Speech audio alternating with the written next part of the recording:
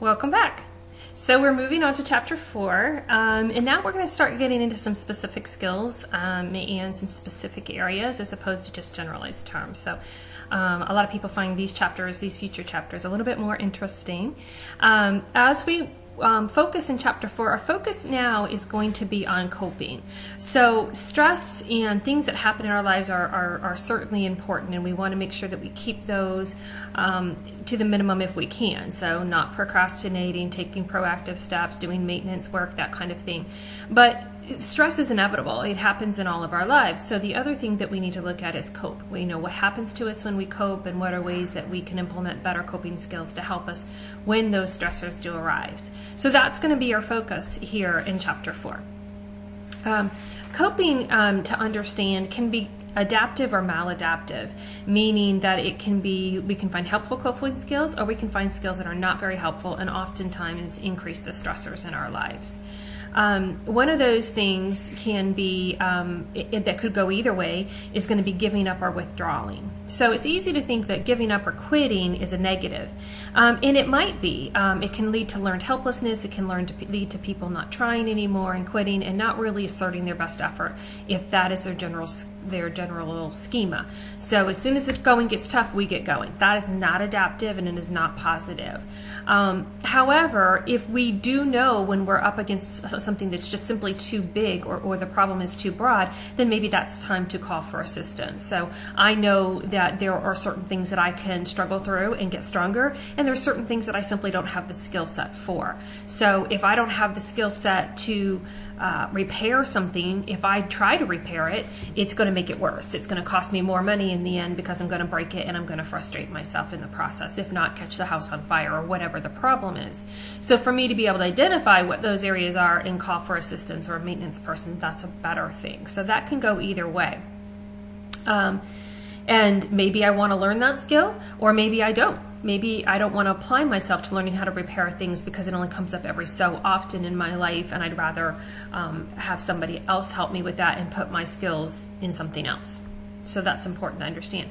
Another thing is that we sometimes do when we cope is aggression or to aggress, and there's two different types of aggression that we focus on in this book, and one is frustration, slamming drawers, pounding our fists, that kind of thing, growling, whatever it is that we do when we're frustrated. It's just kind of a release. And then another thing can be this catharsis, which is that release. And catharsis can go either way. So catharsis says I'm trying to release it. So I know myself, I'm one of those, but that's pretty much where it ends. Some people like to run and it gets rid of their frustration or their anger. Some people like to box. Some people like to hit a pillow. Some people and for some that may be a release, just get rid of the energy that's been up from that adrenaline and they can go back to coping. For others, it can be a catharsis, meaning that it leads to more aggression. So starting to punch makes them angrier, and they want to continue in that angry way. So you have to know yourself, and you have to know what happens. Is it helpful for me to release that and get that anger going and boiling, and can I control it? Or is it better for me to withdraw and go into a quiet area and meditate or think something over or distract myself with a movie or reading or something like that? So everybody's built differently, and it's important that you know yourself and your style and what works best for you. Another area of coping sometimes is indulging ourselves. Here again can go either way. If we're just stressed out and we just need a day to pay attention to ourselves, so instead of cooking today we went out to dinner, that's okay. If what we do is overindulge in alcohol or drugs or overeating or shopping or gambling or some kind of fixation because we're stressed, so we're justifying that overindulgent behavior, then that's definitely a negative. So we don't want to do that. Blaming ourselves is another area that your book discusses. And this is something to be really careful of. Being realistic and saying, oh yeah, this is the way that would go or that would make sense. So kind of talking ourselves through it so we're not disappointed versus negative self-talk. Negative self-talk really needs to be avoided as much as possible. I'm a loser. Nothing ever works out my way.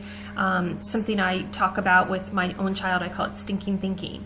So whenever she tries something and she's young and she's not successful because she's just trying it for the first time, It's never going to happen. I'm never going to be able to do this. I'm never going to be able to ride a bike. I'm never, ever, ever, ever. And I'm like, that's, you got like, 70 more years to live. That's a long time to never be able to do something. Maybe you're just not ready yet. Maybe you need to build some skills. Maybe we need to do this and do that. So that stinking thinking holds us back. It stops us from moving forward, and it makes us feel like we're incapable and inadequate. And not only that, when we do that, we project that, and then when we project it, other people can treat us the same way. So we really want to avoid that stinking thinking. A fifth area is using defense mechanisms. And these, again, can be good when used with limitations. And don't worry about defense mechanisms. We all use them. It's the overuse of them that is a problem. And these are the things that Freud had talked about we talked about this in a prior chapter. They do protect us from feeling bad when we can find a reason to explain away what happened. Again, they are normal. But they can be negative if they're overused, because we're using them to explain away what the problem is, and we're not making any efforts to change it or to do something differently. So that's not helpful. What is helpful? What are some things that we can do to help ourselves cope more effectively in a better way, rather than just being overwhelmed by what's happening? What steps can we take? Some constructive steps to take would include confronting the problem directly. What is the problem? I need to figure out what the problem is, not all the stuff that's coming at me, but what is the actual source of the problem? What is the problem that I have to fix, or where do I have to start? Take an effort and plan a strategy. So this is the problem. What am I going to do to solve it? What are the plans or steps that I can take to solve that? Make sure that those plans or steps are realistic, as opposed to, a magic fairy is going to come to my house and give me all the money I need to repair my car. Probably not something is going to happen. Investing in planning on winning that lottery. Probably not going to happen. I'm not saying don't buy a ticket. I'm saying don't invest all of your money into a ticket, because realistically you may not win. Recognize unhealthy emotions that are attached to the problem and how that they are interfering with our ability to see through the problem and to see the solutions that we need to get to. And do use our self-control. So getting destructive, just losing control doesn't help us solve the problem. We've got to be able to take a step back from it, and if that's what we need to do, take a step back, that's okay. Take a step back, review the problem. As long as you need to breathe, that you can see it better. When we get really mad and we just smash something or just destroy something or just lash out, those rarely get us to where we want to go in a healthy way. Some of the ways that we can do that, and some things that we can do, one is called appraisal focus, and that's basically, and it ties together really well with rational thinking. So it's basically changing our focus and how we see things. So again, the stinking thinking comes into play there. That's our rational thinking versus catastrophic thinking. So realistically, it's not likely that will never ever happen, or that this bad thing will cause this bad thing, which will cause this bad thing, which will cause this bad thing. Where do we stop that? Where do we stop those kind of thoughts that keep growing in our mind, in looking at the perspective the way it is? So it is devastating when we do things like lose a job. It's super scary, and it's super upsetting, and it's super things like that. But if we can process through that, take a minute to take a few steps back, and then come out of it solution focused and saying, well, the first thing I need is resume. Second of all, I need to be on some of these sites to try to find myself a job. Third, I need to be realistic. Maybe I can find a better job, or maybe my job wasn't that great after all, and I have an opportunity to try something I hadn't tried before. Maybe I'm really close to my degree, and it's going to open new doors or new avenues. So there's a lot of things that we often miss out on, and we need to remember that those are options and opportunities for us. Be problem focused, and that helps us to focus on, and instead of just emotion focused, focus on the problem itself and how and what we can do to solve it. And also remember, with emotional, we need to have self-care. Stress is very, very draining. It can just suck the life out of us. So we need to do what we need to do to take care of ourselves. Are we eating well? Are we exercising? Are we sleeping? Are we taking our vitamins? Are we talking to our doctor? Because these things can overwhelm us and cause more and more and more problems. When we look at at stress, we look at three things. They call it an ABC model: the activating event, the thing that happened, the belief system attached to that thing, so what we emotionally attach to it, and then the consequences of those two things tied together. So two people could deal with the same stressor, but deal with it differently based on their coping skills, how they view the problem, their resilience. There's a lot of different things they can put in play. And those that have those better coping skills find solutions and reduce the stress faster, as opposed to those that feel like they're covered over a mountain and are no longer actively trying to get out of the situation. When we talk about that catastrophic thinking, which can be very destructive, again, it's that all or nothing or that stinking thinking that can be very hurtful. A couple reasons that it happens. One is that we feel that we must have love or affection from other people, and so feeling like we failed makes us feel like that's in jeopardy, that they wouldn't like us, they wouldn't respect us, that we're less lovable because of it.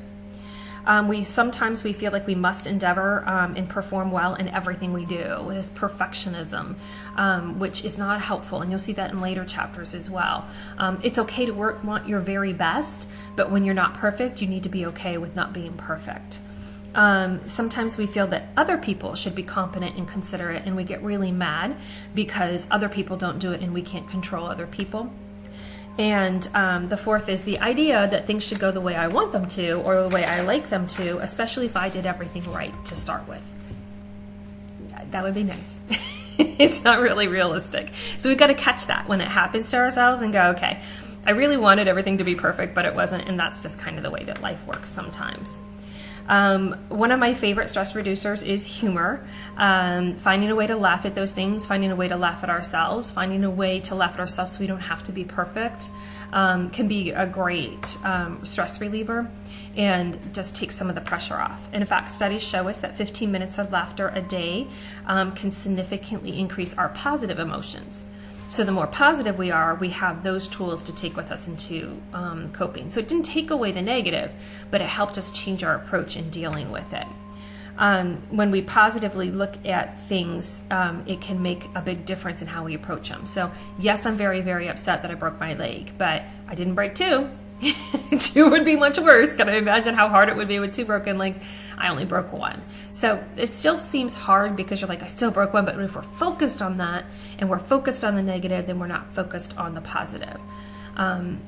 You know, there's an old saying about an Indian chief who talks, or an elder who talks to his son, and he talks to him and says, there's two wolves inside of us. You know, one is positive and proactive and all these things, and one is negative and fierce and nasty, and they're battling inside of us all the time. And then the boy says to the elder, which one will win the battle? And the elder said, whichever one you feed.